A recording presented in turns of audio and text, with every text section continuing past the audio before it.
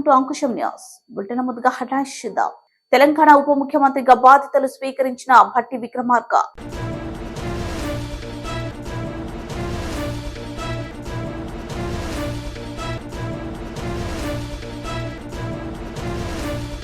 ములుగుపల్లి Suryakiran welfare society ఆధ్వర్యంలో విద్యార్థులకు science పరికరాలు దుస్తులు పంపిణీ.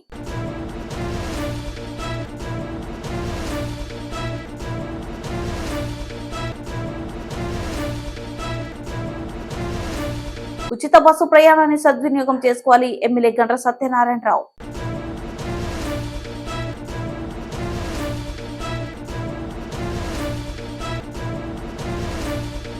విజయవాడ తూర్పు 11వ డివిజన్ జనసేన పార్టీ ఆధ్వర్యంలో కార్యకర్తల సమావేశం.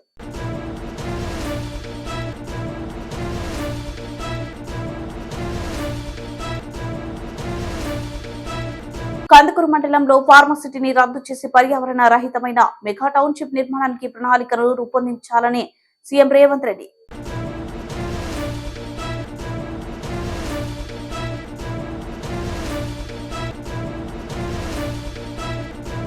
భట్టి విక్రమార్క తెలంగాణ ఉప ముఖ్యమంత్రి ఈ రోజు పదవి బాధ్యతలు చేపట్టారు.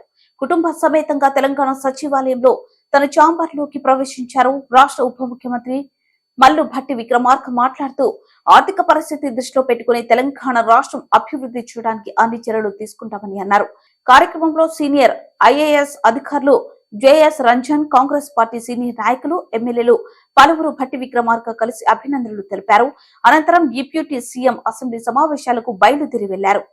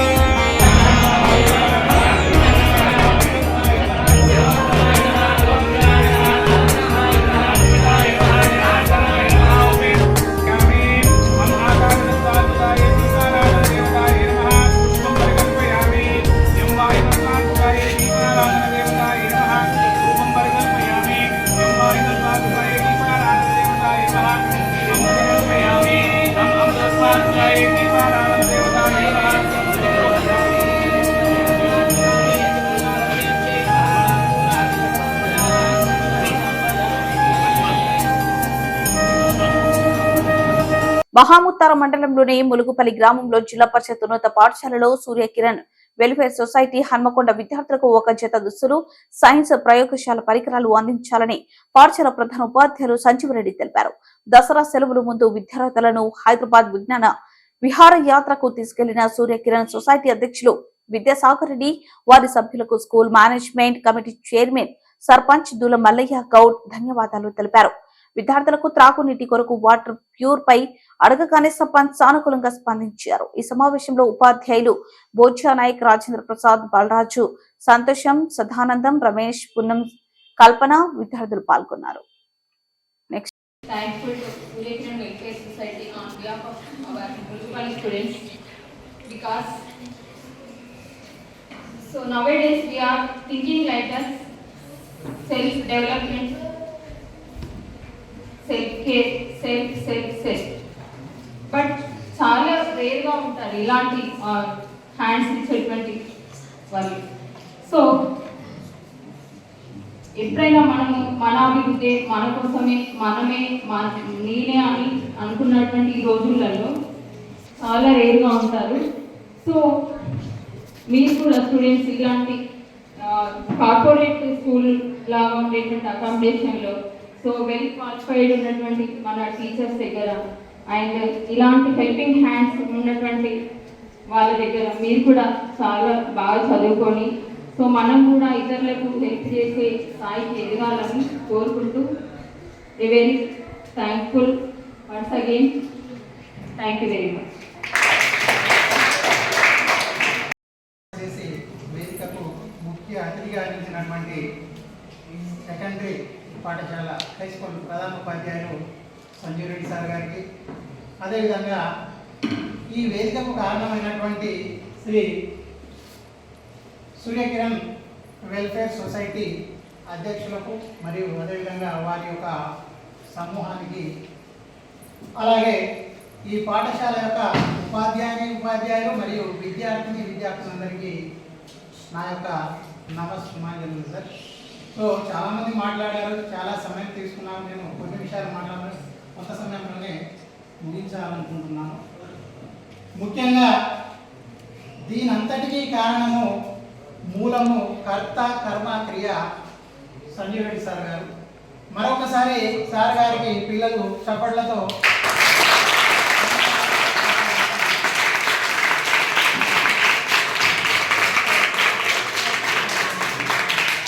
ఇక్కడ ఉన్నట్టే పూర్తి చేసుకొని మా పాఠశాలలో పూర్తి చేసుకొని సెకండరీ స్థాయికి వచ్చినటువంటి పిల్లలు దాదాపు ఒక 80% ఇక్కడ ఉన్నారు. ఆ జనుగుతో నేను మాట్లాడుతూ ఉన్నా ఇంత ఫ్రీగా.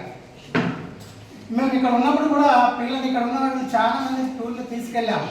అంటే ప్రైమరీ స్టేజ్లో వచ్చినటువంటి పిల్లలు ఉన్నారు, అదే మాదిరిగా సెకండరీ లెవెల్లో కూడా టూర్కి వెళ్ళినటువంటి పిల్లలు ఉన్నారు. కానీ ఆ టూర్ ఎక్కడి వరకు అంటే కేవలం ఇందాక రమేష్ సార్ చెప్పినట్టు రామప్ప, లక్నవరం, తర్వాత కిలావరంగల్, వరంగల్, జూపార్ అక్కడ మట్టికి మాత్రమే వెళ్ళాం సార్. కానీ ఆ తదుపరి తీసుకెళ్ళడానికి ఇక్కడ ఉన్నటువంటి స్థాపనగా మేము సాహసించలేదు. అదేవిధంగా పిల్లల యొక్క ఆర్థిక పరిస్థితులు కూడా వారికి సహకరించలేదు. సరే, సార్ రావడానికంటే ముందే పిల్లలు 2 సార్లు డబ్బులు కలెక్ట్ చేసినట్టు నాకైతే తెలుసు హైదరాబాద్ వెళ్ళడానికి. కానీ వాళ్ళు కలెక్షన్ చేసినటువంటి డబ్బులు కేవలం ఉపాధ్యాయ బృందం కూడా ఏం చేసే నిశ్చయ స్థితిలో ఉన్నారు. కాబట్టి తిరిగి ఆ డబ్బులు పిల్లలకి ఇచ్చేసి అందరూ నిరుత్సాహానికి గురి కావాల్సిన పరిస్థితి అయ్యాం కూడా. అటువంటి సిచ్యువేషన్లో ఒక పీజీహెచ్ఎంగా వచ్చినటువంటి మన సార్ సంజీవ్ రెడ్డి సార్ గారు వచ్చి తనే చెప్పారు, నాకు సారే చెప్పారు, సిటీకి పోల్చుకుంటే ఈ ప్రాంతం కనీసం ఇంకొక 20 సంవత్సరాలు వెనుకబడిందని సార్ చెప్పారు. ఎవరు ఏందనేది మీ తల్లిదండ్రులు కూడా మిమ్మల్ని గుర్తుపట్టరు.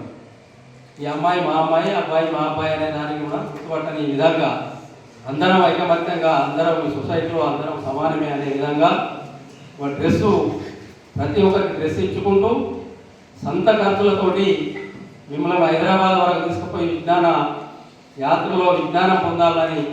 ఎందుకంటే ఈరోజు పిల్లలు రేపటి పౌరులు అనే విధంగా అన్ని అనుభవపూర్తిగా ఇప్పుడు మీరు పాఠాలు నేర్పేది వేరు, మీకు పాఠాలు అక్షర రూపంగానే ఉంటాయి, సార్లు బోధిస్తారు, మీరు వింటారు. కాకుండా అనుభవం అంటే మీరు కళ్ళతోటి చూసి అది చాలా విజ్ఞానపరమైన యాత్ర, సైన్స్ పరంగా చెప్పి మీరు అన్నీ నోట్ చేసుకున్నారు. ఇది మీరు ఎప్పటికి కూడా ఈ స్థిరస్థాయిగా ఉండాలంటే మీ బుక్లో ఇది రాసుకొని ఉంచుకోవాలి. అందరూ కూడా మేము ఎక్కడి నుంచి బయలుదేరిన ములుగోలి హై స్కూల్ నుంచి ములుగుపల్లి గ్రామం నుండి బయలుదేరి కొత్తపల్లి నుండి డైరెక్ట్ హన్మకొండ పోయినామని ఆ విధంగా ఎక్కడెక్కడ మీరు రూట్ మ్యాప్ ఉన్నదో అది మీరు రాసుకుంటే మీరు ఎక్కడికి పోయినా గుర్తుంటుంది. ఎవరి ఆయాంలో మాకు సంజీవరెడ్డి సార్ అనే ఉపాధ్యాయులు నిత్యంగా వచ్చినారు కాబట్టి మేము ఈ స్థాయికి ఎదిగి ఈ అన్నీ కూడా అది వారి పరిచయంతో సూర్యకిరణ్ సోషల్ వెల్ఫేర్ వారు మాకు అందించిన సహకారం తోటి హైదరాబాద్ వరకు చూసి మేము విజ్ఞానం పొందినామనేది గుర్తుంటుంది. కాబట్టి అందరికీ కూడా తెలియజేయడం ఏంటంటే మీరు అందరూ కూడా ఈ విహారయాత్రను విజ్ఞాన యాత్రగా మీ అది సూర్యకిరణ్ సోషల్ వెల్ఫేర్ వారు ఏదో ఎవరికో ఎక్కడో చేయటం కాదు, పిల్లలు అభివృద్ధి చెందితే మనం చాలా మన దేశంలో మీరు చిన్న పిల్లలు రేపు ఏ ఉద్యోగం చేస్తారో ఏదో మీ గోల్ పదవ తరగతి ఉంటుంది. అటువంటి వారిని ప్రేరేపించి సొంతం ఖర్చులతో మిమ్మల్ని హైదరాబాద్ వరకు తీసుకుపోయిందంటే వారికి మీరు అందరూ కూడా మరొకసారి ధన్యవాదాలు.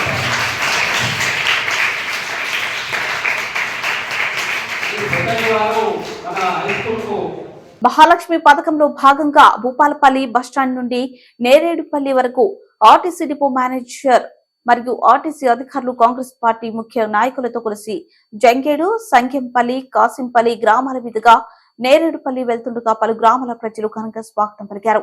కృతజ్ఞత సభలో ఎమ్మెల్యే గండ్ర సత్యనారాయణరావు మాట్లాడుతూ ప్రజల సమస్యల పరిష్కారం కొరకు భూపాలపల్లిలోని క్యాంప్ ఆఫీస్ లో ప్రజావాణి ఏర్పాటు చేసి నేనే స్వయంగా దరఖాస్తులను స్వీకరించి సమస్యల పరిష్కారం కొరకు కృషి చేస్తామన్నారు.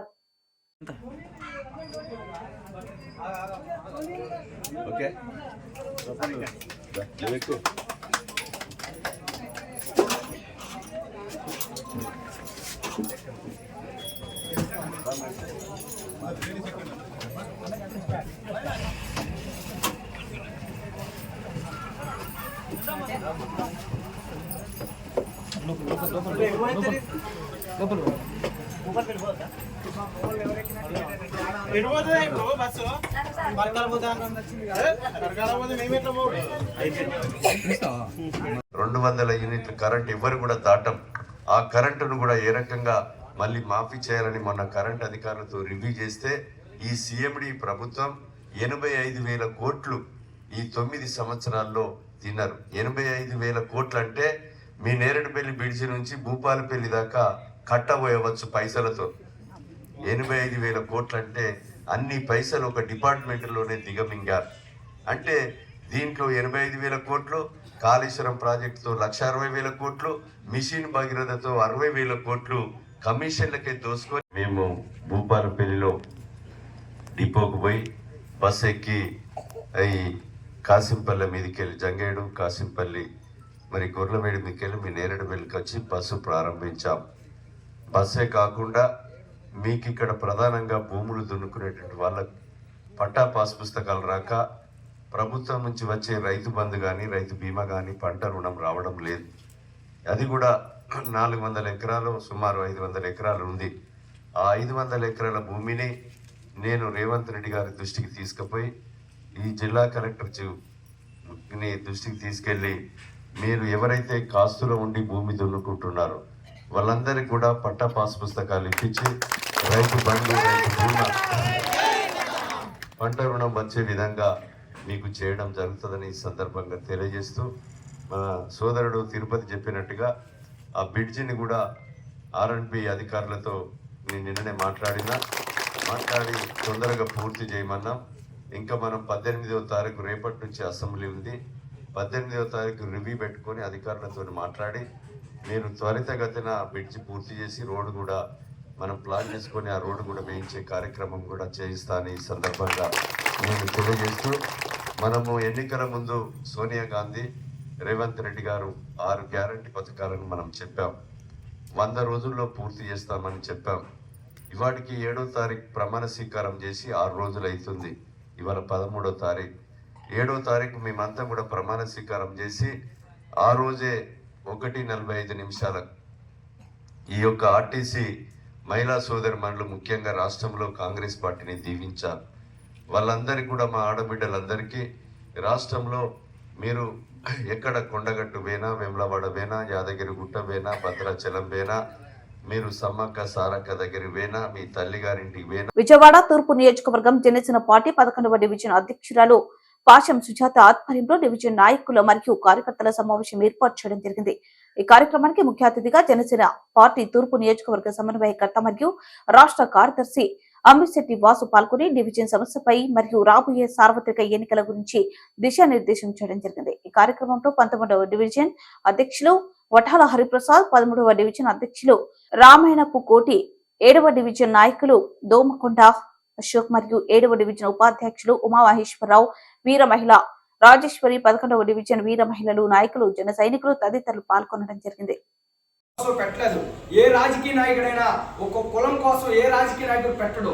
అది మనం గమనించండి. ఎందుకంటే ఎక్కువ మంది ఒక వర్గం చెందిన వాళ్ళు ఉంటారు, కాదంటలేదు. కానీ మనతో పాటు పుట్టిన కులాలందరూ కూడా కలుపుకొని రేపు రాజ్యాధికారం కోసం మనం కష్టపడితే మనతో పాటు పుట్టిన వాళ్ళందరూ కూడా అన్ని కులాలకి సమన్వయం చేసే మంచి మనసున్న వ్యక్తి పవన్ కళ్యాణ్ గారు. కాబట్టి మీరు ఒకసారి ఆలోచించండి. ఎందుకంటే డివిజన్ కమిటీ వాళ్ళు ఉన్న ప్రతి వ్యక్తికి నేను చెప్పేది ఏంటంటే మీ స్థాయిలో మీరు పార్టీకి ఎంత టైంని కేటాయిస్తారో మీరు ఒకసారి ఆలోచించండి. ఎందుకంటే మనం వేస్ట్ టైం ఫోన్ చూసే టైం కానీ లేదంటే మనం టీవీ చూసే టైం కానీ మనం జనసేన పార్టీ కానీ కేటాయించగలిగితే భావితరాల భవిష్యత్తు బాగుంటుంది. పవన్ కళ్యాణ్ గారు లాంటి వ్యక్తి ఇంకా 100 సంవత్సరాలు కూడా ఇలాంటి వ్యక్తి పుడతాడా అనిపిస్తుంది. ఎందుకంటే ఆయన భావజాలం కానీ ఆయన ఆలోచన విధానం కానీ మన బిడ్డల భవిష్యత్తు కోసం ఆయన జీవితాన్ని త్యాగం చేస్తున్నాడు. అలాంటి వ్యక్తి కోసం మనం ఏదో ఆయన ర్యాలీకి వెళ్ళో ఆయన సినిమా చూసో ఆనందం పొందే కన్నా కూడా ఆయన లాంటి వ్యక్తిని రాజకీయాల్లో ఒక అసెంబ్లీకి పంపిస్తే ఒక ముఖ్యమంత్రి కానీ చేయగలిగితే ఈ రాష్ట్ర భవిష్యత్తు మారిద్దని నేను మనస్ఫూర్తిగా నమ్ముతున్నాను. ఎందుకంటే ఒక సామాన్యుడిని నాలాంటి వ్యక్తినే ఒక రాష్ట్ర కార్యదర్శి చేసిన వ్యక్తి రాష్ట్రానికి మరి ఎలాంటి వ్యక్తులు ఉండాల్సిందిగా నేను మనస్ఫూర్తిగా కోరుకుంటూ మనమందరం కూడా మీ డివిజన్ అధ్యక్షురాలు ఎవరైతే ఉన్నారో ఆమెతో మనం కలిసి పనిచేస్తూ మనం సలహా సూచనలు ఇస్తూ మనం పార్టీ గైడెన్స్ ఏంటని తీసుకొని మనమందరం కూడా కలిసి ముందుకు వెళ్తే పార్టీ బాగుంటుంది. ఎందుకంటే మన వాళ్ళు అడిగేది ఏంటంటే టీడీపీతో ఎలా వెళ్ళాలంటే వాళ్ళందరూ కూడా కమిటీలు ఉన్నాయి, డివిజన్ కమిటీలు ఉన్నాయి, బూత్ కమిటీలు ఉన్నాయి. కాబట్టి ఈ డివిజన్ కమిటీలు మనం కూడా యాక్టివ్గా ఉండి వాళ్ళతో పాటు మనం ఏ కార్యక్రమం చేసినా టీడీపీ జనసేన కలిసే చేస్తాయి. డివిజన్ స్థాయిలో టీడీపీ డివిజన్ స్థాయిలో ఎవరైతే లీడర్లు ఉన్నారో వాళ్ళు, మన జనసేన పార్టీలు ఎవరైతే ఉన్నారో వాళ్ళు. ఎందుకంటే ఒక 30 మంది మనం కమిటీలు వేసుకుంటే అందరికీ 30 మందికి అటెండ్ అవ్వడం ఏదో ఒక ఇబ్బందులు ఉంటాయి, పనులు ఉంటాయి. కాబట్టి మినిమం ఒక 10-15 మంది అన్న ఏదైనా కార్యక్రమం చేస్తే రండి. అదేవిధంగా ఏదైనా జనసేన పార్టీ కార్యక్రమం చేస్తే మాత్రం మీతో పాటు మినిమం ఒక 5-4 తీసుకొస్తే ఒక డివిజన్ కార్యక్రమం చేస్తే మినిమం 100-150 మంది ఉంటే మన పార్టీ డెవలప్ అవుతుంది. మన పార్టీలో ఉన్న రంగారెడ్డి జిల్లా కందుకూరు మండలంలోని ఫార్మసిటీ నిర్మాణం కోసం సేకరించిన భూముల్లో ఫార్మసిటీని రద్దు చేసి పర్యావరణ రహితమైన మెగా టౌన్షిప్ నిర్మాణానికి ప్రణాళికలను రూపొందించాలని సీఎం రేవంత్ రెడ్డి అధికారులకు ఆదేశించడంతో కందుకూరు మండలంలో నాయకులు కార్యకర్తలు సీఎం రేవంత్ రెడ్డి చిత్రపటానికి క్షీరాభిషేకం చేసి స్వీట్లు పంచుకొని ఆనందం వ్యక్తం చేశారు. ఈ సందర్భంగా వారు మాట్లాడుతూ గత దశాబ్ద కాలంగా ఫార్మసిటీకి వ్యతిరేకంగా ఎన్నో ఉద్యమాలు చేసినా కానీ గత ప్రభుత్వం నిమ్మకు నీరెత్తినట్లుగా వ్యవహరిస్తూ ఫార్మసిటీ రైతుల యొక్క గోడును వినలేదని ఆవేదన వ్యక్తం చేశారు. కాంగ్రెస్ ప్రభుత్వం అధికారంలోకి రాగానే రేవంత్ రెడ్డి హర్షించదగ్గ నిర్ణయం తీసుకున్నారని, ఈ ప్రాంత వాసులు ఎప్పుడు సీఎం రేవంత్ రెడ్డికి రుణపడి ఉంటారని వారు తెలిపారు. దూరంలో ఉన్నదనేది వాస్తవం. తెలంగాణ రాష్ట్రం వచ్చిన తర్వాత హైదరాబాద్ చుట్టుపక్కల ప్రాంతాలు అభివృద్ధి చెందిన కందుకూరు మాత్రం అభివృద్ధికి దూరంగా ఉన్నదనేది ఈ ప్రాంతంలో అందరికీ, ఇక్కడి నుంచి 2 సార్లు మంత్రి అయినా కూడా ఈ ప్రాంతం పట్ల వివక్షని కనబరిచారు అనేది వాస్తవం. రైతులకు కూడా నష్టపరిహారం చెల్లించడంలో పూర్తిగా 8 లక్షలు 12 లక్షలు ఇస్తూ ఇక్కడ ఏదైతే ప్రభుత్వం గతంలో కాంగ్రెస్ అధికారంలో ఉన్నప్పుడు కాంగ్రెస్ ప్రభుత్వం ఇచ్చిన రైతులకు ఇచ్చిన భూములకు కూడా అతి తక్కువ నష్టపరిహారం కట్టించి ఏదైతే తీసుకున్నారో దాన్ని ఇలా హైదరాబాద్కు సమీపం ఉన్న ప్రాంతాన్ని గుర్తించి గౌరవ ముఖ్యమంత్రి రేవంత్ రెడ్డి గారు దగ్గర ప్రాంతం నుంచి తరలించాలని ఏదైతే నిర్ణయం తీసుకున్నారో దానికి మేమందరం కూడా రైతులందరం కూడా కాంగ్రెస్ పార్టీ నాయకులుగా మేము హర్షిస్తున్నాము. ప్రధానంగా ఇక్కడ అభివృద్ధి నిరోధకంగా మారిన ఏదైతే బీఆర్ఎస్ ప్రభుత్వాన్ని కూల్చడానికి ఇవాళ అందరం కూడా హర్షిస్తున్నాము. ప్రధానంగా హైదరాబాద్కు అతి సమీపంగా ఉండి ఎంతో నష్టపోయిన రైతులకు ఈరోజు నిజంగా సంతోషకరమైన విషయం. బీఆర్ఎస్ ప్రభుత్వానికి అనేకసార్లు పర్యావరణవేత్తలు కానీ ఎంతమంది ఇదే కాంగ్రెస్ ప్రభుత్వం గతంలో కాంగ్రెస్ నాయకులందరూ కూడా వద్దు, ఇంత సమీపంలో వద్దు, దూరంగా పెట్టాలని చెప్పిన పెడచెవిన పెట్టిన ముఖ్యమంత్రి గారికి, గతంలో కేసీఆర్ గారికి బుద్ధి వచ్చే విధంగా ఈరోజు రేవంత్ రెడ్డి గారికి ఈ ప్రాంతం మీద పూర్తి అవగాహన ఉన్నది కాబట్టి ఈరోజు మెగా సిటీని తీసుకురావడం కూడా ఈ అభివృద్ధికి నిజంగా బాటలు వేసిన ముఖ్యమంత్రి గారికి ఈ ప్రాంత వాసులుగా మేమందరం విధేయులుగా ఉంటాం. వారి నిర్ణయాన్ని మేమందరం హర్షించదగ్గ విషయం అని చెప్పి తెలియజేసుకుంటాం. తెలంగాణ రాష్ట్రం వచ్చిన తర్వాత మన రేవంత్ రెడ్డి గారు ముఖ్యమంత్రి మన ఫార్మర్ సిటీ ఎత్తివేసి ఎక్కడో దూర ప్రాంతాలకు తరలించి మనకు మెగా టౌన్షిప్ లాగా చేస్తుండు. కాబట్టి అన్నకు ప్రత్యేక ధన్యవాదాలు. నా తరపున, మండలం తరపున, అందరి తరపున అన్నగారికి పాదాభివందనములు. అదేవిధంగా మన ఒక మెగా సిటీయే కాకుండా ఐటీ కంపెనీలు కానీ, మన మండలంలోనున్న ప్రభుత్వ కార్యాలయాలు కానీ, అదేవిధంగా అన్ని హాస్పిటళ్ళు కానీ ఏర్పాటు చేయాలని కోరుతున్నాను. కందుకూరు మండలం కాంగ్రెస్ పార్టీ తరఫున గౌరవనీయులు ముఖ్యమంత్రి వర్యులు అన్న రేవంత్ అన్న గారి సాహసోపేతమైన నిర్ణయంతో మా ప్రాంతంలో ఉన్న అందరికీ కూడా వారి కళ నెరవేరింది. మేము గత దశాబ్ద కాలంగా చేస్తున్న పోరాటాల ఫలితం అన్న దృష్టికి వచ్చింది. కాబట్టి అన్న ఉన్న అవగాహనతోటి ఈ యొక్క గట్స్ ఉన్న ముఖ్యమంత్రి, దమ్ము ధైర్యం ఉన్నోడు ముఖ్యమంత్రి అయితే ఏ విధంగా పాలన ఉంటుందో అయిన వారం రోజుల్లోపే ఈ ప్రపంచంలో ఎక్కడ కూడా ఏ దేశం కూడా యాక్సెప్ట్ చేయని ఈ ఫార్మాసిటీని ఈ కేసీఆర్ ద్వారా తీసుకొచ్చి ఇందిరం ఇచ్చిన భూములను, పేదల భూములు గుంజుకొని వాళ్ళ నోట్లో మన్ను కొట్టి వాళ్ళ అన్యాక్రాంతం చేసి ఆయన దురాక్రమణ చేసిన ఈ భూములను మళ్ళీ తిరిగి కూడా ఫార్మాసిటీ కట్టి ఆ ఫార్మాసిటీతో మా ప్రాంతాన్ని మొత్తం కూడా విషవాయువులతో నింపి భూగర్భ జలాలను విషతుల్యం చేయాలని చూసిన ఈ కపట నాటక సూత్రధారి ఈ కేసీఆర్ పీడ విరగడ చేసిన మా అన్న రేవంత్ రెడ్డి గారికి మరొక సాహసోపేతమైన నిర్ణయం ఇవాళ ఫార్మాసిటీ కాల్సల్ చేయడం అనేది. దానికి ఎంతోమంది పర్యావరణవేత్తలు, నేషనల్ గ్రీన్ ట్రిబ్యునల్ కూడా ఎలాంటి అనుమతులు ఇవ్వకుండా తన మొండి వైఖరితోటి మా ప్రాంతం మీద ఉన్న కసితోటి, ఎందుకంటే ఆయనకి ఫామ్ హౌస్ కట్టుకోవడానికి అగ్గువ భూమి ఇవ్వనందుకు రైతులకు దాసల్లపల్లిలో ఆ కక్షతోటి ఈ ప్రాంత భూములను మొత్తం కూడా నాశనం చేయాలని చెప్పి కపట నాటకం పెట్టుకొని ధృతరాష్ట్ర ప్రేమ వహిస్తూ ఇక్కడ ఫార్మాసిటీ ఏర్పాటు చేస్తానని చెప్పి ఉండి కంకణంతో మేము ఎన్నోసార్లు పోయాం. అంతకుముందున్న పాలకులు కూడా ఇది ఫార్మా బాంబ్ అని చెప్పిన వాళ్ళు కూడా తర్వాత వాళ్ళు అభివృద్ధి అని చెప్పి మమ్మల్ని మభ్యపెట్టి ఇక్కడ ఉన్న ఒక 20 గ్రామాలు కనీసం ఒక 30-40 కిలోమీటర్ల దూరం విషతుల్యం చేయాలని చూసిన ఈ ఫార్మాసీ పీడ విరగడ చేసినందుకు ఈ యొక్క కిసాన్ కాంగ్రెస్ తరఫున, మా కందుకూరు మండలం తరఫున, ముఖ్యంగా ముచ్చర్ల తరఫున అన్న రేవంత్ అన్న గారికి పాదాభివందనం. అన్న నీ ఫోటో ఈ భూమి ఉన్నంత వరకు, ఈ సూర్యచంద్రుడు ఉన్నంత వరకు ఈ ప్రాంత ప్రజలందరూ కూడా దేవుళ్ళలాగా కొలుస్తారన్న. నీ ఫోటో ఇంటిట్లో పెట్టుకొని రాజశేఖర రెడ్డిని ఏ విధంగా పూజిస్తున్నారో నువ్వు మరొక రాజశేఖర రెడ్డిగా నిలిచినావు ఈరోజు.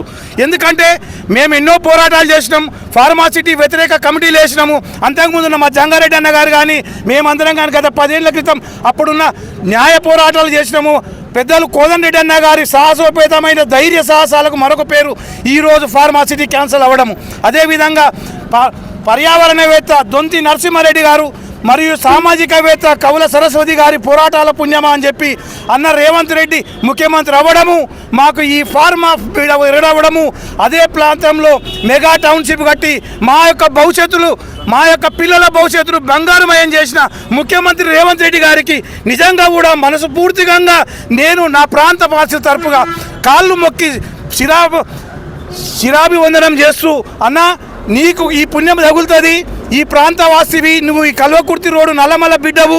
ఈ ప్రాంతంలో ఆ రోజు యురేనియం ప్రాజెక్టును అడ్డుకున్నది నువ్వే, ఇవాళ విషతుల్యమైన ఈ ఫార్మా ప్రాజెక్టును అడ్డుకున్నది కూడా నువ్వే.